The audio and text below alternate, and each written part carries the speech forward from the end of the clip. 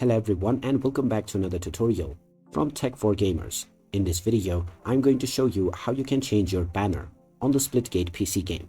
So let's get started right away. First of all, open up the Splitgate game on your device, and once you are taken into the home page, in order to customize your banner, click on the locker icon at the top section, or you can also click on your username icon at the top left.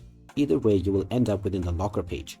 From here, once again click on your username, and this will take you into your player card section. In order to customize your banner, click on banner from the left side, and now you can see various different banners that are available.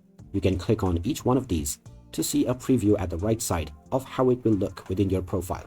Once you have found your desired banner, you can just click on the equip button, and this banner will now be equipped within your profile. You can come back to this menu as many times as you want in the future to once again change it if you like. So there you have it. That is how easy it is to change your profile banner on the Splitgate PC game. If you find this video helpful, don't forget to hit that like button and subscribe to our channel for more useful tips and tutorials. Thanks for watching, and I will see you again in the next one.